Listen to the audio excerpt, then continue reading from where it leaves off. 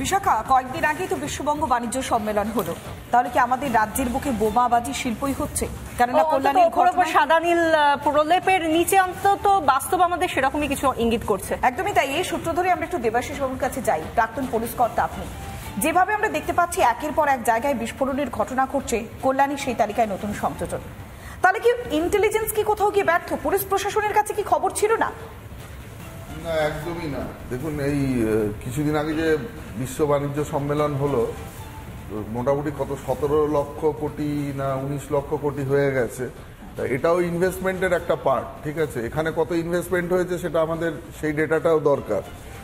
মৃত্যু মিছিল কিন্তু চলছেই, ঠিক আছে। আর এটা বাজি কারখানা বললে ভুল হবে, এটা হচ্ছে স্থানীয় কুটির শিল্প যেটা আছে, এটা বোমা কারখানা, মানে বাজি কারখানার পাশাপাশি বোমা শিল্পের কথা বলছেন। ওই দেখুন, এটা তো পরপর মানে মানুষের মৃত্যু মিছিল যে হয়েছে, এটা তো পরপর আমরা দেখে আসছি।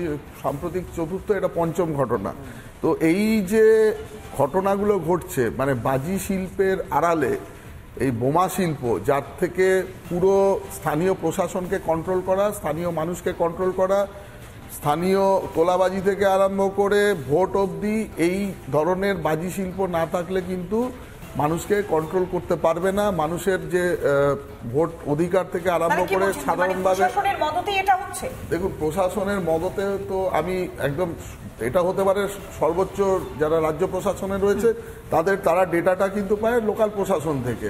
এখন লোকাল প্রশাসন থেকে যারা একদম টু বি প্রিসাইজ, দেবাশিস বাবু, লোকাল প্রশাসন বলতে আপনি নিশ্চয়ই লোকাল পুলিশ স্টেশন, থানা থেকে আরম্ভ করে পুরো প্রধান থেকে আরম্ভ করে বিডিও থেকে আরম্ভ করে তাদের দায়িত্ব হচ্ছে সেই জায়গাটাকে সুনিশ্চিত করা। এবং গুরুত্বপূর্ণ একটা কথা বলেছেন দেবাশিস বাবু, আমার তো মনে পড়ে যাচ্ছে এগরার ঘটনা, 2023-এ এগরার ঘটনা যখন ঘটলো খাদিকুল গ্রামে। সেই বিস্ফোরণের ঠিক পরেই মুখ্যমন্ত্রী মমতা বন্দ্যোপাধ্যায় বলেছিলেন এই ধরনের ঘটনা রেয়াত করা হবে না। এবং সেখানে আপনি যে কথাটা বলছেন যে লোকাল ইন্টেলিজেন্স, এই কথাটাও তিনি বলেছেন যে কোনো রকম ভাবে সেই জায়গায় যদি ব্যর্থতা থাকে সেটা রেয়াত করা হবে না, ওসিদের সরানো হবে। এবং সেই সময় তিনি ওসিকে সরিয়ে দিয়েছেন, সে কথাও তিনি বলেছেন। কি বলেছিলেন 2023-এ দাঁড়িয়ে, আর আমরা 2025-এর 7ই ফেব্রুয়ারি এসে কি দেখলাম, তার সঙ্গে আদতে বাস্তবের খুব একটা মিল পাচ্ছি না, অন্তত বাস্তবায়নের ক্ষেত্রে। কি বলেছিলেন মমতা বন্দ্যোপাধ্যায় সেই দিন 2023-এ? শুনুন। লোকাল মানুষকেও বলবো, আপনারা লক্ষ্য রাখুন, ইল্লিগাল বাজি কারখানায় কোনো ফায়ার ক্র্যাকার যদি কখনো হয়, সঙ্গে সঙ্গে ওসিকে রিপোর্ট করবেন। আর যদি সেই ওসি অ্যাকশন না নেয়, তাহলে আমার উপর ছেড়ে দেবেন, আমি ওসিকে দুদিনে চেঞ্জ করে দেবো। এখানকার ওসিকেও আমরা মনে হয় চেঞ্জ করে দিয়েছি, এবং নতুন ওসি এখানে এসছেন, কারণ তাকে বলা সত্ত্বেও তিনি অ্যাকশন নেননি, এটা আমি শুনেছি। আরও যারা আছেন ওপর মহলের, তারাও সঠিক সময় ইন্টেলিজেন্স যদি কাজ করতো, তাহলে এই জিনিস হতো না।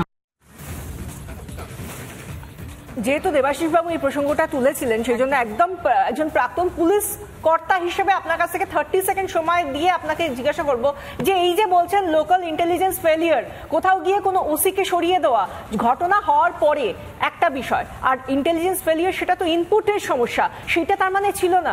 আপনি একজন পুলিশ কর্তা হিসেবে কি বলবেন, প্রাক্তন পুলিশ কর্তা হিসেবে? প্রথম কথা হচ্ছে যে লোকাল ইন্টেলিজেন্স কারা?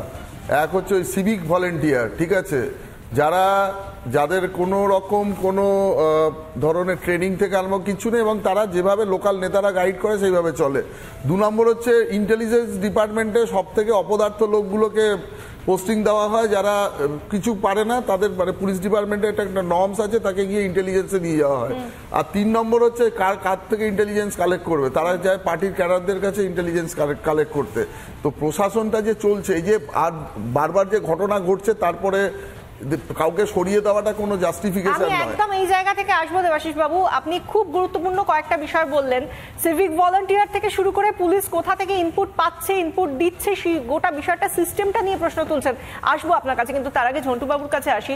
ঝন্টু বাবু, 2023 সাল থেকে আমরা দেখছি, তার আগেও অনেক ঘটনা ঘটেছে, কিন্তু একদম সাম্প্রতিক হিসেবে যদি দেখি রেকর্ডের দিক থেকে 2023-এর এগরার খাদিকুল গ্রাম, তারপরে মুখ্যমন্ত্রীর এই বক্তব্য, এবং তারপর গতকালের এই ঘটনা, মাঝখানে আরো অনেক জল বয়ে গিয়েছে। এই জায়গা থেকে আপনার কি মনে হচ্ছে যা দেখছি আর যা বলা কথা তার মধ্যে বাস্তবায়ন রয়েছে আদৌ? দেখুন, পুলিশের ইন্টেলিজেন্স ফেলিওর আমি বিশ্বাস করি না। পুলিশ সব জানে, সব জেনে বুঝে চোখ বন্ধ করে থাকে। কারণ এগরার ঘটনার পরে রাজ্যের মুখ্যমন্ত্রী 27শে মে 2023 23-এ মুখ্য সচিবের নেতৃত্বে একটা কমিটি বানিয়ে নবান্নে ঘোষণা করেছিল এগরার বিস্ফোরণ আমাদের চোখ খুলে দিয়েছে। Exactly. চোখ খুলে দিয়েছে। আমরা ভবিষ্যতে মাথায় রাখতে হবে যে national environmental engineering and research institute NEERI তারা কিন্তু রাজ্যে ডিক্লেয়ার করেছে 26টি সংস্থাকে তারা ছাড়পত্র দিয়েছে, অথচ সরকার মনে আছে এগরার ঘটনার পরে এই সরকার মিটিং করে বলেছিল নবান্ন 5556টি বাজি কারখানা নাকি রাজ্যে চলছে, অথচ রাজ্য সরকার মাত্র 60টি কারখানাকে ছাড়পত্র দিয়েছে। অর্থাৎ সরকার সব বলছে, সব স্টেটমেন্ট সরকারের নবান্ন প্রেস মিট করে দিচ্ছে, মুখ্যমন্ত্রী বলছে চোখ খুলে দিয়েছে। তারপরে এই ঘটনাগুলোর থেকে একটা জিনিস প্রমাণিত হয়, মুখ্যমন্ত্রী চোখ খুলেছেন কিন্তু চোখটা তো ওনার হয়ে গেছে, ছানি পড়ে গেছে। ছানিটা পড়ে যাওয়াতে তার পুলিশও চুপচাপ থাকছে, সব জেনে বুঝে। তুমি খেয়াল করে দেখবে 2-4টা পুলিশের ছোট ছোট কর্তাকে উনি স্কেপগোট করবেন, আজকে আবার নতুন করে একটা কিছু শোনাবেন, আবার বিস্ফোরণ হবে, আবার কিছু মানুষের প্রাণ যাবে এবং ওই যে সেই ক্ষতিপূরণ। আমি তোমায় বলি 11 সালে ক্ষমতা আসার পর থেকে 23 সাল পর্যন্ত এই রাজ্যে 26টি বাজি কারখানায় বিস্ফোরণ শুধু হয়নি, 83 জন ঝলসে মারা গেছে। অথচ যদি কেস ফাইল দেখো এক্সপ্লোসিভ সাবস্টেন্স অ্যাক্টে কোনো মামলা হয় না। পুলিশ উনি জানেন ভালো করে, এরা বাজি কারখানা শুধু নয়, এরা বৃহত্তর একটা পার্ট। তোমার মনে আছে খাগড়াগড়ে বিস্ফোরণের পরে মুখ্যমন্ত্রী বলেছিল চকলেট বোম ফুটেছে, অথচ দামোদরের পাড়ে 300টি বোমাকে রাজ্যের পুলিশ গোপনে বালুর নিচে করেছিল। রাজ্য প্রশাসন সবটাই জানে, কোথাও কি সেই বিষয়গুলো একটা কথা মনে পড়ে গেল পৌলমী, ঝন্টু বাবু যখন বলছিলেন, আপনি বলছিলেন না খাগড়াগড়ের বিষয় নিয়ে মুখ্যমন্ত্রী কি বলেছিলেন না, দেবাশিস বাবু আপনারা নিশ্চয়ই মনে থাকবে, ভূপতিনগরে যখন এনআইএ গেল সেই সময় মমতা বন্দ্যোপাধ্যায় বলছিলেন ছোট ঘটনা, সেখানে এনআইএ গিয়েছে, সেখানে এত পুরনো ঘটনা, ছোট ঘটনা। কোন ঘটনাটা বড় আর কোন ঘটনাটা ছোট যদি পুলিশ মন্ত্রী বিচার করে দেয়, সেখানে পুলিশ কি করে তার তদন্ত করে, এটাও তো একটা প্রশ্ন। এবং ভূপতিনগরে কিন্তু দুটো বিস্ফোরণ যে হয়েছিল ধারা যোগ করেনি পুলিশ, এনআইএ যখন ধারাটা যোগ করতে আসে এনআইএর উপর হামলাটা হয়। তোমাকে আমি বলি যে বিস্ফোরণ অ্যাক্টে পরিষ্কার বলা আছে বাজি কারখানার কাঁচামাল ব্যবহারের জন্য ডে টু ডে প্রশাসনের থেকে পারমিশন নিতে হবে, ডে টু ডে।